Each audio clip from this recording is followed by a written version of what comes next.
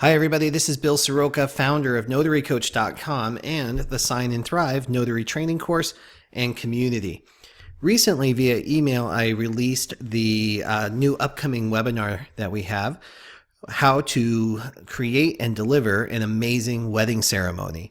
We've gotten lots of attention on that, and I know it's going to be really popular. Being a wedding officiant is actually a pretty amazing way to earn some extra money under the notary umbrella that you have. We're doing this in conjunction with the Side Hustle Lounge by Notary Coach, where we show notaries just like you how you can earn extra money as a notary public. Now, I've gotten lots of questions, like some states say that just because you're a notary doesn't mean you can officiate weddings. That's how it is in a lot of states. So you're not alone if you're thinking that.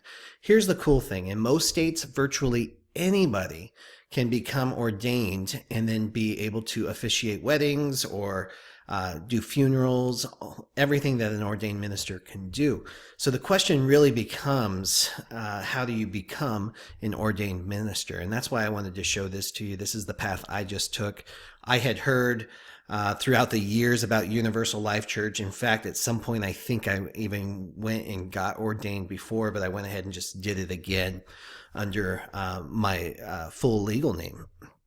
So in Arizona, I had to do a little bit of research just to find out what was required.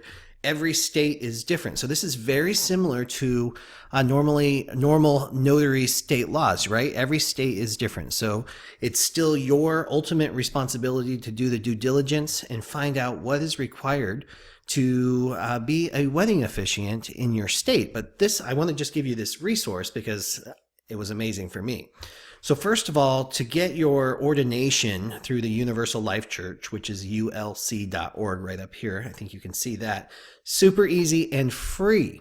So this company meets most states' compliance to be an ordained minister. So you literally fill this out, check a box, and get ordained instantly, and you're an ordained minister. So it's super easy and almost too easy. And that's where I want to say the differentiating factor in this. Just because something's easy to do, just because it's easy to become an ordained minister, does not mean that it's easy to do a good job at this.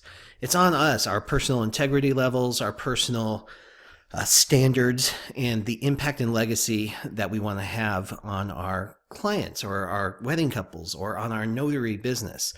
So that's where this free webinar comes up on February 14th, 2019. We found an amazing expert who's going to show us how to create and deliver an amazing wedding ceremony. So you handle all the legal and logistics part on your side so you can get legal in your state to be a wedding officiant. And then we are going to show you or introduce you to an expert that's going to show you how to be amazing in this role as a wedding officiant. So just to show you one more thing here, I love this site. It's very similar to the American Society of Notaries, where they have a map here that will tell you exactly what you need to do in order to become a wedding officiant in these states. So let's take a look at California. I know a lot of you are from California.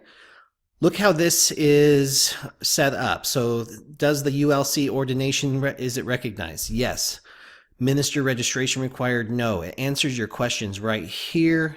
It has it mapped out here in 5 different steps. How do I become ordained? We just kind of went over that. There's one. Part 2, you select your county and it tells you exactly what's going to be required in your particular county. 3, what do you need to officiate? It's going to go over some other things here. How to get a marriage license, because you're going to be responsible for guiding your wedding couples to that possibly. And then this number 5, how do you actually officiate the wedding?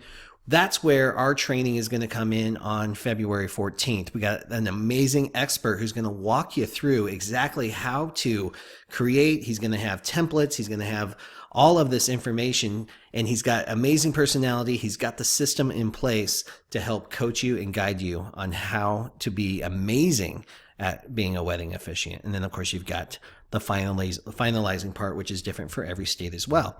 So that's California, but I know that obviously myself, I'm here based in Arizona. So let's take a look at Arizona. Arizona, same thing, very similar, has the counties. And again, we're going to be helping out in step 5. And then I also want to just bring up Texas and Florida because that's where a lot of our notary audience is. But all of these states are on there. So jump on to ulc.org, and this will kind of tell you what you need to do in your particular state. And this will help you prepare for our upcoming webinar as well. There's no pressure to do it, of course.